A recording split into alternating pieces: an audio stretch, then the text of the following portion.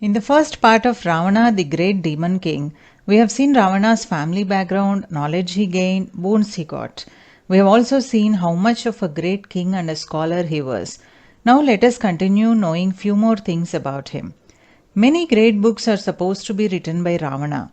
The Ravana Samhita is an astrological text or scripture narrated by Shiva and written by Ravana. The Ravana Kumara Tantra is a part of the tantric rituals of the Kriyakala Gunottara Tantra, and it is a Sanskrit work for the treatment of children's diseases. It is also known as the Ravana Prokta Bala Chikitsa Sutra, meaning the formulae spoken by Ravana on the curing of children's diseases. This was said to be written by him on the request of his pregnant wife Mandodari. Ravana appears as the composer of the text Arka Prakasa, which is a dialogue between the king of Lanka and his wife Mandodari about which herbs and chemicals can be used in a mixture to cure illnesses effectively.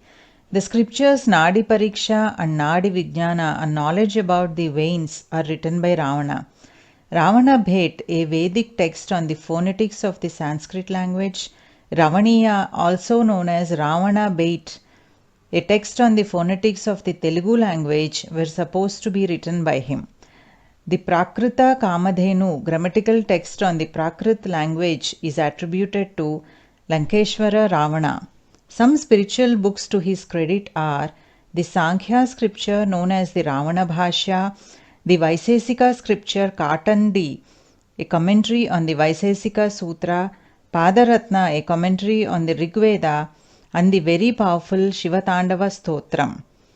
Ravana was a great practitioner of statecraft.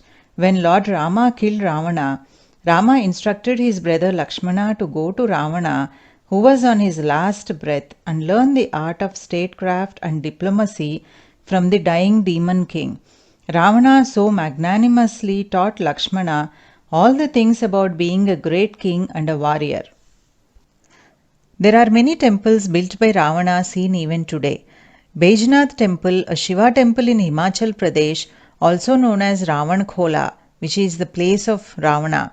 In Kakinada, Andhra Pradesh, there is a Shiva temple containing a huge Shivalinga, supposedly installed by Ravana himself, with a statue of Ravana nearby. Both the Shivalinga and Ravana are worshipped by the local fishermen community there. It is believed that Ravana built 5 Shiva temples around the 5 corners of Sri Lanka.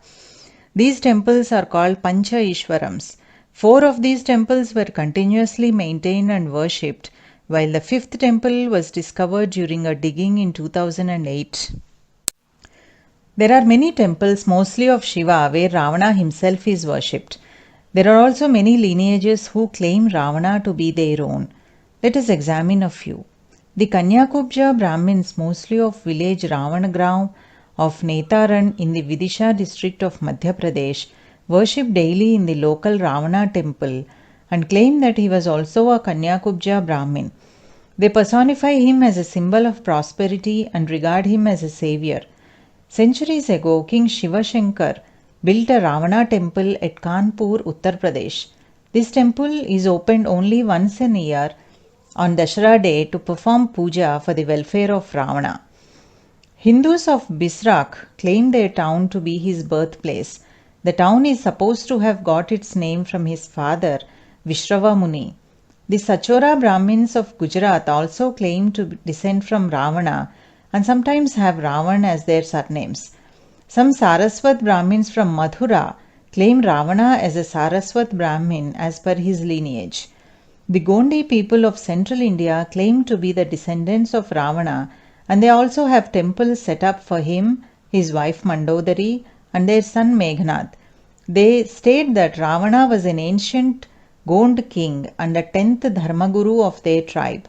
Every year on Dashera, the Gondis of the village of Paraswadi carry an image of Ravana riding on an elephant in a procession. With all these great characteristics, Ravana also had an all-consuming ego. He was very aggressive and arrogant. He tortured all the people whom he defeated in wars and raped many women. He appointed people like Maricha and Subahu to terrorize people all over the world. Once he violated the wife of his step-brother's son, Nalakubera. Nalakubera grew furious and cursed Ravana that henceforth, even if Ravana touches any woman without her consent, his head will be broken into 7 pieces. Though his life started with his 10 heads, representing the great knowledge and wisdom of 6 Shastras and 4 Vedas, as his life story unfolded, it is clear that he let the evil qualities in his personality take over and ended up destroying himself. Over his lifespan, his 10 heads came to denote his 10 bad qualities: lust, pride, ego, greed, anger, attachment to worldly possessions, envy, insensitivity, hatred, and finally fear. He was selfish, always blaming others with a big superiority complex. Over everything else, his all-consuming ego turned out to be Ravana's biggest sin, which neutralized his numerous divine qualities. In this respect, he is often held as a classic example to show that even though one is well endowed with good qualities, a single frailty in character is enough to drag one down. Despite his intriguing character and his shortcomings, the fact remains that the story of this demon king is both fascinating and awe-inspiring. An expert in the 64 arts, a musician and astrologer par excellence, a mighty Ati Maharadhi, which means a superior warrior who could fight and vanquish several great warriors at a time, a capable ruler and administrator, an unwavering devotee of Shiva, the one who got his name from Shiva himself. There are indeed so many things to admire about this great soul. Yet his ego and selfishness came in the way of his progress as a seeker, and even with all his knowledge, he could not control them. He was a great person who pleased both Brahma and Shiva with his penance, and who conquered the whole world. In spite of all his boons, he got killed by Lord Vishnu due to a small loophole in the boons he got, which happened because of his big ego. In order to use that loophole, Lord Vishnu himself had to come down to earth as a human being, do penance for 14 years, face utmost difficulties which only humans can face, and still wait until he gets a compelling reason to kill the great demon king. In any other circumstances, killing Ravana would not have been possible even for Lord Vishnu. All of us are born with innate good qualities, and bad grows along with us. We are defined by how much we can control our bad qualities. If we can control our bad qualities to a reasonable extent, we are deemed to be a good person. Ravana unfortunately could not control his bad qualities, and they overtook and ruined him. All his wonderful qualities, his intelligence and his knowledge could not save him. Ravana's story is an important lesson we should teach our next generation to make their future peaceful, thereby benefiting all life on this planet.